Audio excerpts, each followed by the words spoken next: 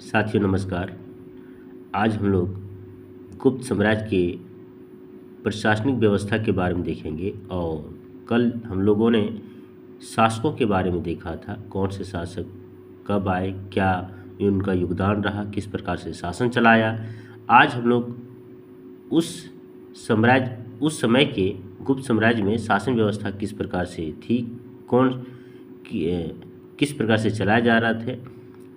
जैसे आज हमारे देश में जो प्रशासनिक चैनल जो बना हुआ है, जैसे देश राज्य में बटा हुआ है, राज्य जिला में बटा हुआ है, जिला प्रखंड में बटा हुआ, प्रखंड पंचायत में बटा हुआ है, पंचायत गांव में बटा हुआ है।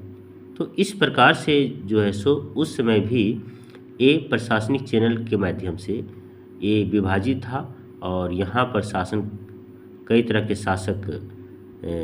शासन चलाया करते थे। जैसे इसकी बड़ी इकाई जो थी देश थी, और ये फिर जो है सो भुक्ति में बटा हुआ था और भुक्ति विषय में बटा हुआ था।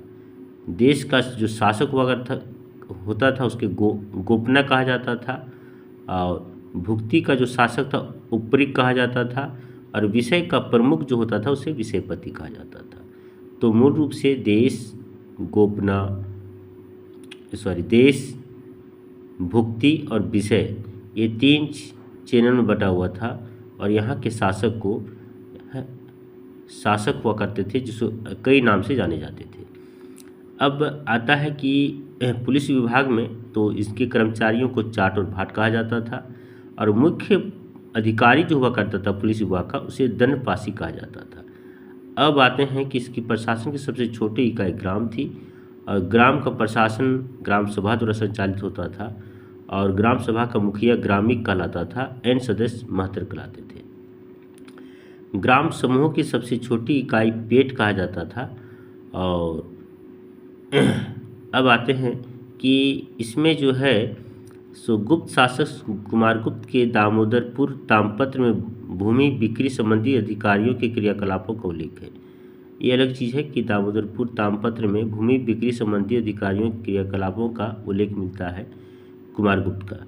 अब उस समय का यदि हम लगान के बारे में बात करें, टैक्स के बारे में बात करें, तो कुल उत्पादन का जो था भू राजस्व 1/4 से 1/6 हुआ करता था। इसी के बीच में लोग टैक्स देते थे। अब एक चीज़ इसमें यह है कि गुप्त काल में बलात् श्रम विशिष्ट राज्य के लिए आय का एक स्रोत माना जाता था। इसे जनता द्वारा दिया जाने वाला कर भी माना जाता था। अब यहाँ पर देखें इसका कि ये जो है सो इसका भूमि किस प्रकार का था वहाँ पर। जैसे जहाँ पर कृषि होती थी उसे क्षेत्र कहा जाता था, कृषि करने योग्य भूमि। जहाँ लोग रहते थे उसको वास्तु भूमि कहा जाता था। जहाँ पशुओं को चराया करते थे उसको चारागाह भूमि कहा जाता था। जो जोतने के योग्य खेती फसल नहीं हुआ करता था, जोतने योग्य नहीं था जो ज़मीन, उसे सील कहा जाता था। और जिस ज़मीन पर जंगल हुआ करता था उसे अपरहद कहा जाता था। इस प्रकार के 4 से 5 तरह की ज़मीनों के बारे में मुझे उल्लेख मिलता है। एक चीज़ और है कि सिंचाई के लिए वहाँ पर रहट और घंटी यंत्र का प्रयोग करते थे। उसके बाद में श्रेणी के प्रधान को ज्येष्ठ कहा जाता था। और एक चीज़ और है कि यहाँ पर जो है सो महत्वपूर्ण व्यापारिक केंद्र जो है सो उज्जैन को माना जाता था। उज्जैन वर्तमान का मध्य प्रदेश है, उस इलाके में पड़ता उज्जैन। और ये बहुत बड़ा मतलब कि बहुत प्रसिद्ध व्यापारिक क्षेत्र था। कई दूर दराज के व्यापारी यहाँ पर आते थे और अपना जो है सो उद्योग धंधा पानी करते थे, व्यापार करते थे, वस्तुओं की खरीद बिक्री करते थे। अब इसमें हम लोग कुछ मेन महत्वपूर्ण चीज़ों को देखेंगे जो अधिकतर प्रश्न आते हैं परीक्षा में। जैसे ये उस समय के कुछ बनाए गए मंदिर हैं, जैसे विष्णु मंदिर, ये जो है मध्य प्रदेश में जबलपुर में पड़ता है। तिगवा शिव मंदिर है, घुमरा नागोदा मध्य प्रदेश में। पार्वती मंदिर, दशावतार मंदिर, शिव मंदिर। तो इस प्रकार से कई तरह के मंदिर वहाँ पर बनाए गए थे। और भीतरगांव मंदिर लक्ष्मण मंदिर ईंटों द्वारा निर्मित है। ये भीतरगांव कानपुर उत्तर प्रदेश में जो पड़ता है। तो इस तरह के कुछ मंदिर हैं जो हल्का सा ध्यान में रखना पड़ेगा। उसके बाद में देखें तो उस समय जो है सो सबसे पहले गुप्त शासकों ने ही स्वर्ण मुद्रा जारी किया, सोने का सिक्का जारी किया। इस स्वर्ण मुद्रे को जो है सो दिनार कहा जाता था। अभिलेखों में जो है इसको दिनार बोला गया है। अब क्या है कि कायस्थों का सर्वप्रथम वर्णन याज्ञवल्क्य स्मृति में मिलता है। जाति के रूप में कायस्थों का सर्वप्रथम वर्णन ओशनम स्मृति मिलती है। तो ये सब चीज़ें हैं जो हल्का हल्का ध्यान रखना है। एक चीज़ और है कि वहाँ का जो है सो विंध्य जंगल जो था, वहाँ पर सब्बर जाति के जो लोग थे वो अपने देवताओं को मनुष्य का मांस चढ़ाते थे। तो ये कुछ दिया हुआ है, इसको ध्यान में रखना है। एक चीज़ और, ये VVI जहाँ से आता है प्रश्न ये अधिकतर कि सबसे पहले सती प्रथा भारत में जो प्रतीत होता है, प्रमाणित होता है, वो 510 ईस्वी के भानुगुप्त के एरन अभिलेख से मिलती है, जिससे किसी भोजराज की मृत्यु पर उसकी पत्नी के सती होने का उल्लेख है। तो ये सती प्रथा का उल्लेख गुप्त वंश में ही जो है सो 510 ईस्वी के भानुगुप्त के एरन अभिलेख से मिलता है, जहाँ पर एक किसी महिला को, मतलब कि भोजराज की मृत्यु के बाद में उसकी पत्नी को सती कर दिया गया था। अब क्या है कि वहाँ पर कुछ चीज़ें हैं, जैसे वहाँ गुप्त काल में वेश्यावृत्ति करने वाली जो महिलाएं थी उसे गणिका कहा जाता था, और वृद्ध वेश्याओं को कुटनी कहा जाता था। ये सब चीज़ है, कुछ ध्यान में रखना है।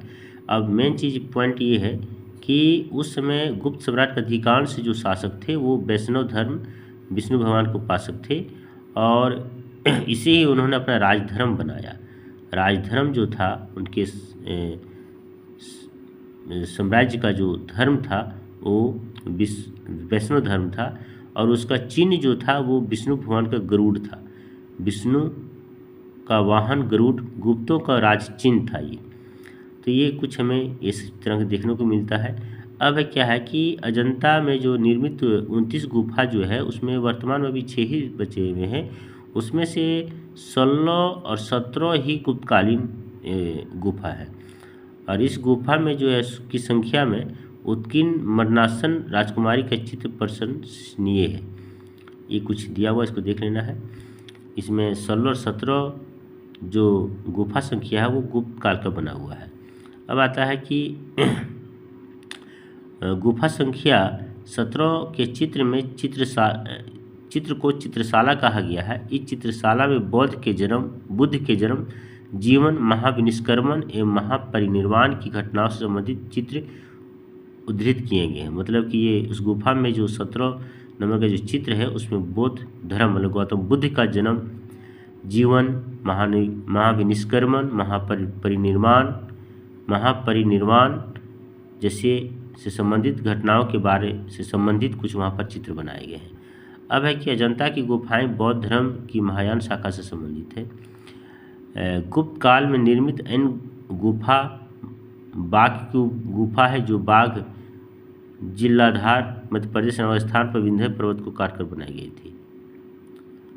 तो निर्मित एन गुफा बाघ की गुफा ये।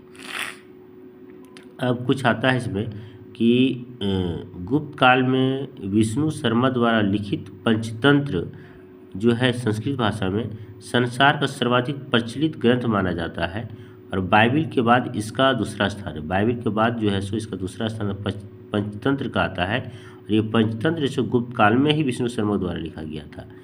अब कुछ मेन चीज़ें हैं कि आर्यभट्ट ने जो है सो आर्यभट्टिम या सूर्य सिद्धांत नामक ग्रंथ लिखे हैं गुप्त काल में, और उसने सूर्य ग्रहण चंद्र ग्रहण के वास्तविक कारण बताए। आर्यभट्ट पहला भारतीय नक्षत्र वैज्ञानिक थे जिसने घोषणा की पृथ्वी अपनी धुरी पर घूमती है।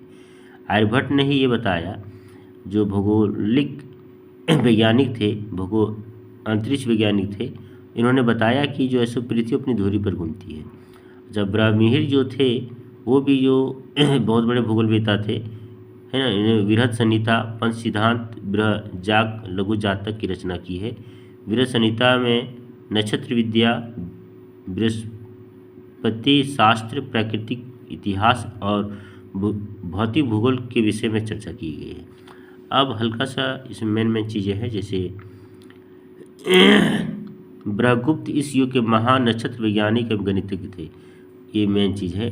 ब्रह्मगुप्त जो थे, गुप्त वंश के महान नक्षत्र वैज्ञानिक एवं गणितज्ञ थे। अंतरिक्ष का ज्ञान इन्हें बहुत अच्छी तरह से था और इनके बारे में बताया करते थे। उसने यह घोषणा करके न्यूटन के सिद्धांत की पूर्व कल्पना कर ली थी। न्यूटन के सिद्धांत की पूर्व कल्पना कर ली। प्रकृति के एक नियम के अनुसार सभी वस्तुएं पृथ्वी पर गिरती है, क्योंकि पृथ्वी स्वभाव से ही सभी वस्तुओं को अपनी ओर आकर्षित करती है। उन्होंने न्यूटन के पहले ही उन्होंने जो है सो गुरुत्वाकर्षण बल के बारे में ये सोच लिया था कि आखिर कोई भी वस्तुएं जो है सो पृथ्वी की तरफ ही क्यों गिरती है ऊपर जाने के बाद में। तो इसके बारे में उन्होंने अपना जो है सो पूर्व कल्पना कर लिया था। इसके बारे में उन्होंने कल्पना करके इस रहस्य को जान लिया था। अब देखा जाए तो यहाँ पर मेन चीज़ें हैं कि संस्कृत जो भाषा था गुप्त राजाओं का शासकीय भाषा था, और उस समय संस्कृत और चांदी के सिक्कों को रुपया कहा जाता था। इस चांदी का जो सिक्का था उसको रुपया कहा जाता था। एक चीज़ और है कि मंदिर बनाने का जो कला है वो उसका जो है सो गुप्त काल में ही ये चीज़ें की जानकारी लोगों की हुई है ना। ये मंदिर बनाने की कला का जन्म जो है गुप्त काल में हुआ है, और गुप्त वंश के शासकों ने मंदिर ब्राह्मणों को सबसे अधिक ग्राम अनुदान में दिया। गुप्त वंश के शासकों ने मंदिर बनाने के लिए जमीन और जो है सो ब्राह्मणों को भी अधिक से अधिक ग्राम अनुदान में दिए हैं, जमीन भी अनुदान में दिए हैं। तो ये है। उसके बाद में जो है सो ये मेन चीज़ें हैं। कालिदास की कृति अभिज्ञान शकुंतलम है ना, प्रथम प्राचीन रचना है। इसमें राजा दुष्यंत एवं शकुंतला की प्रेम कथा के बारे में वर्णन किया गया। राजा दुष्यंत एवं शकुंतला की प्रेम कथा के बारे में वर्णन किया गया है यह अभिज्ञान शकुंतलम में, और जिसका अनुवाद जो है सो यूरोपीय भाषा में हुआ है। और ऐसी दूसरी रचना भगवत गीता है।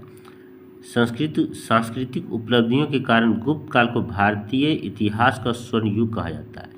सांस्कृतिक उपलब्धि मतलब ज़्यादा होने के कारण से इससे काल को जो है सो भारतीय इतिहास का स्वर्ण युग कहा जाता है। तो ये था गुप्त वंश से संबंधित उसकी प्रशासनिक व्यवस्था, उनकी सांस्कृतिक स्थिति क्या थी। और अब हम लोग आगे से फिर दूसरा वंश के बारे में हम लोग चर्चा करें। धन्यवाद।